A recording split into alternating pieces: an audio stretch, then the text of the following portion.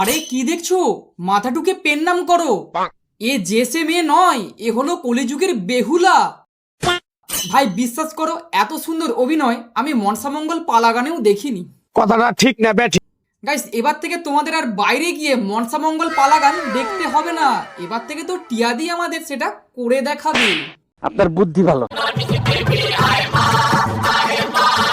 আরে দিদি, তুমি আগে ঠিক করো তুমি কি হতে চাও, সতী বেহুলা নাকি মা মনসা? কারণ মা মনসার অভিশাপেই তো লক্ষিন্দরকে সাপের কামড় খেতে হয়েছিল। তাহলে কি তুমি বলতে চাও তুমি নিজেই তোমার বরকে একবার মারতে চাও, তারপর নিজেই বেহুলা সেজে তার প্রাণ ফিরিয়ে আনতে চাও?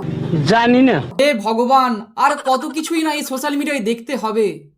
अच्छा है मैं अंधा हूँ। আবারও ফিরে এলাম নতুন একটা ভিডিও নিয়ে। আর আজকে আমি দেখাবো কলিযুগের বেহুলা, যে নিজেই একবার মা মনসা সেজে কালনাগানি ছোবল খাইয়ে নিজের স্বামীকে মেরে আবার সে নিজেই চলেছে তার প্রাণ ফিরাতে স্বর্গের পথে, না না, ভিউজের পথে।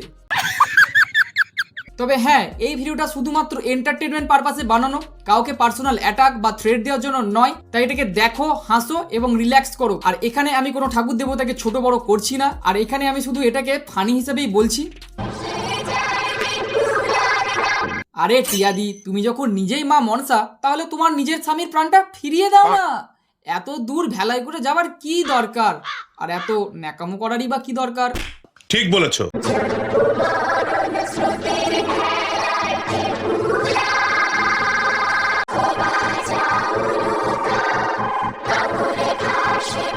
গাইস, এদের সাজগোজ, মেকআপ, এডিটিং, এমনকি এদের নাটকটাও পুরো বাংলা সিরিয়ালের মতো। কিন্তু ওয়েট, এ কিরকম লক্ষিন্দর ভাই? এটা কি ধরনের লক্ষিন্দর? এরা তো দেখছি কলা গাছকেই লক্ষিন্দর বানিয়ে দিয়েছে। কমসে কম তো একটা 5 বালিশ ব্যবহার করতে পারতে। কিন্তু না, এত খরচ করা যাবে না, তাই একটা সরু কলা গাছকেই পুরো লক্ষিন্দর বানিয়ে দিয়েছে ভাই। কিন্তু অনেকে বলছে যে কেন কোলবালিশ নিলে না ভিতরে, কেন এটা করলে না, কেন ওটা করলে না। তোমরা কি জানো এই ভিডিওটা করতে আমাদের কত সময় লেগেছে? এই তোমরা টিয়াদিকে এইসব ভুলভাল কথা কেন বলছো? তোমরা জানো একটা 30 সেকেন্ডের ভিডিও বানাতে টিয়াদিকে কত কষ্ট করতে হয়? তোমরা জানো 10 ঘন্টা সাজগোজ, 5 ঘন্টা মেকআপ, এত কিছুর পরে লক্ষিন্দরকে সাজাবে কখন? সঠিক বলেছেন। কিন্তু তোমরা কেন বলছো যে টাকার জন্য এত তাড়াহুড়ো করেছি? যে যা সালা, ভেবেছিলাম একটা সরু কলা গাছ দিয়ে লক্ষিন্দর বানিয়েছে, কিন্তু এখন তো দেখছি সাদা কাপড়ের নিচে সরু একটা পাতকাঠি। এসব দেখার পর লক্ষিন্দরও বলবে, থাক থাক, আমি আর প্রাণ ফিরে পেতে চাই না। আর আমার মামি শাশুড়িকে নিয়ে তো অনেক কথাই বলছে অনেকে, যে যে পাশে হাসছে, কেন এত সিরিয়াস মোমেন্টে মামি শাশুড়ি হাসছে। তো দেখো, আমার মামি শাশুড়ি কিন্তু হাসছিল না, আমার মামি শাশুড়ি সত্যি সত্যি কান্না করছিল। কিন্তু আমার মামি শাশুড়ি যখন কান্না করে তখনও তার মুখটা হাসি হাসি লাগে। তার জন্য আচ্ছা দিদি, তুমি যখন জানো তোমার মামি শাশুড়ির মুখটা এরকম বেঁকা মারা, তাহলে তুমি ওকে ওই কান্না রোলটা দিয়েছো কেন?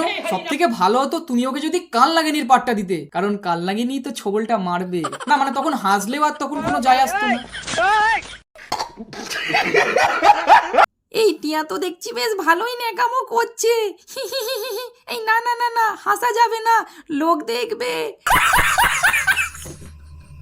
একটা কমেন্ট পড়ে তো আমার চোখ দিয়ে একভাবে 1 ঘন্টা ধরে জল বেরিয়ে গেছে। আমাকে বলছে যে তোর যখন এতই অ্যাক্টিং করার স্বপ্ন, তো যা না গিয়ে সিভি টিভি সিরিয়ালে কাজ কর, তাহলেই তো ওরা তো ভালো কথাই বলছে দিদি, ওরা তো কোনো খারাপ কথা কিছু বলছে না, তার জন্য তোমার চোখ দিয়ে 1 ঘন্টা জল বেরিয়েছে।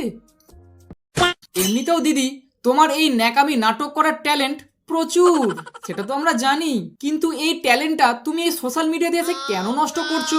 আচ্ছা, এমন নয় তো যে তুমি সিরিয়ালে চান্স পাওনি বলে সেই ন্যাকামি নাটকটাই আমাদেরকে এখানে তুমি দেখাতে শুরু করে দিয়েছো? তাহলে কি দিদি এবার থেকে তোমার ইউটিউব চ্যানেলে এরকম ন্যাকামো সিরিয়াল দেখতে পাবো?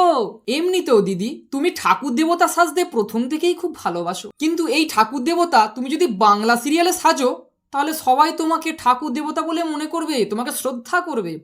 কিন্তু তুমি যদি এই ঠাকুর দেবতা সোশ্যাল মিডিয়ায় সাজো, না, কেউ তোমাকে ঠাকুর দেবতা বলে সম্মান করবে না। মঞ্চ, না থাক, আমি আর কিছু বলবো না, মঞ্চ টঞ্চ আর কিছু নয়। যাই হোক, ভিডিওটা আমি এখানেই শেষ করছি। আর হ্যাঁ, আবারও বলছি, ভিডিওটা শুধু এন্টারটেনমেন্ট পারপাসে বানানো,